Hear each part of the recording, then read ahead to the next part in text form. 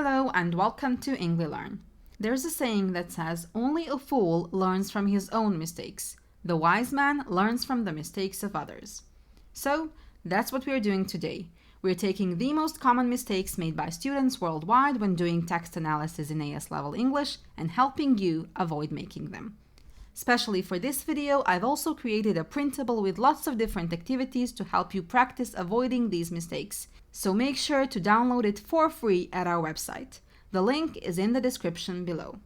Let's get started. Mistake number 1, feature spotting. This is a very common mistake and one that is sure to pull your marks down, down, down. Feature spotting refers to the idea that students identify different language devices in the text, like similes, metaphors, personification, and so on, and that is all they do. They just identify these.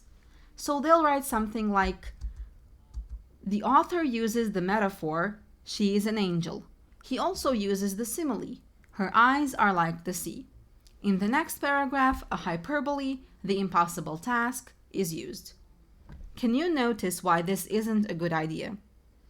What this student has done is merely identified some language devices. That is a very basic level of understanding a text. At AS level, you're expected to dig much deeper. So, what should you do instead? In addition to identifying different language devices, you're supposed to analyze them. Instead of merely listing different language features, you will explain them in detail using the PEE, point, example, effect approach. This means that you will explain why the author made the linguistic choices he made. You will explain correctly and precisely what kind of an effect the author wanted his words to have on his audience. Mistake number 2, describing effects imprecisely. The key words in my last sentence were correctly and precisely. I emphasize those words on purpose. I can't tell you how many times I've read student commentaries with vague and meaningless effects that go something along these lines. The author uses vivid imagery, colorful umbrellas, the sound of rain pattering on the roof, to help the reader imagine the scene in his mind. Huh? Yes, pretty much every description in the world aims to help the reader imagine the scene. You're not really analyzing anything if you just tell me this. Other examples of this include, the author uses the list of 3, describing the computer as reliable, durable, and accurate to emphasize his point. Yeah, okay, what point? The author uses the repetition, never, never, never, to make the words stick in the reader's mind. You mean like, never, never, never, should you describe the intended effect so vaguely. And finally, this gives the reader the impression of what is going on. I understand why this happens. I really do. You've learned the PEE approach. Notice that most of the examples we had in this section follow the point example effect pattern. And that's a good thing. But students often come up against a wall when trying to think of what the author meant by using those words. Still, you can't use very generic, imprecise, and vague expressions to describe the effects. If your effect can be applied to any other use of the same language device, you're doing it wrong. So, what to do instead? Try to be as precise as possible. The more precise you are, the higher marks you can expect to get. Try to explain exactly why the author used those precise words. What exact feeling did he want the reader to feel? If you're feeling really stuck and unable to think of an innovative way to describe the effect, at least try to modify these very generic effects we mentioned. Let's look at our first example. The author uses vivid imagery, colorful umbrellas, the sound of the rain pattering on the roof, to help the reader imagine the scene in his mind.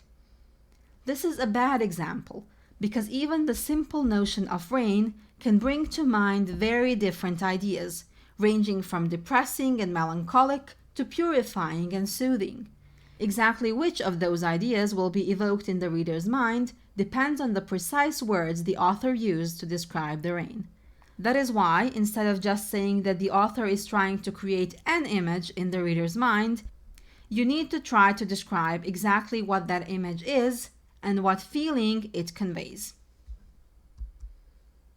Mistake number 3. Not using the correct linguistic terminology. Language teachers are sometimes petty. I know. We insist that you know the difference between nouns and verbs and demand that you memorize the names and usage of various sentence structures, figures of speech, and persuasive devices. But there is a reason for this. In the same way you can't do geometry unless you can differentiate between a triangle and a square, you can't do much in the way of language analysis if you can't tell the difference between a noun and a verb.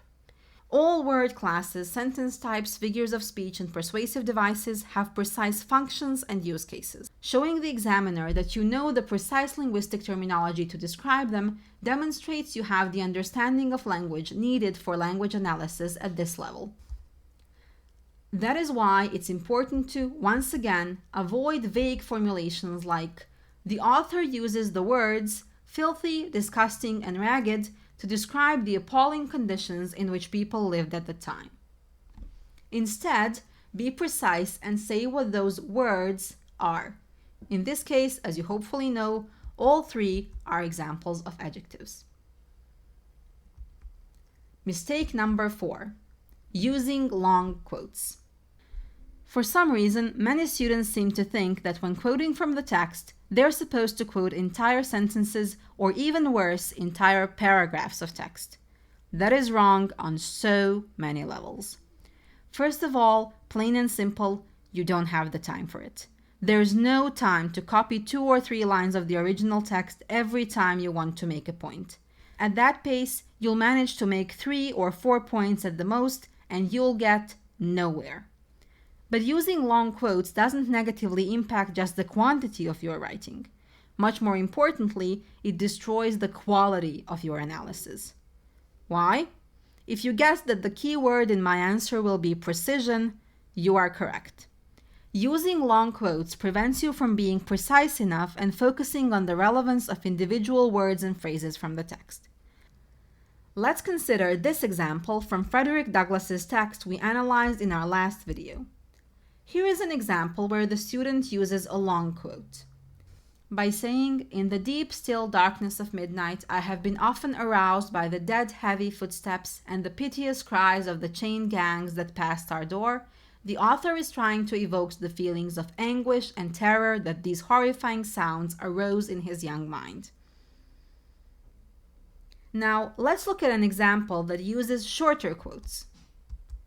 The author uses imagery, more specifically the sense of sound, to convey the horror he felt when listening to the passing of slaves as a young boy. He first uses adjectives deep and still to show the initial calm state of his mind. This piece is then violently interrupted with dead, heavy footsteps. By using the adjective dead to denote the sound of footsteps, the author evokes images of death and loss.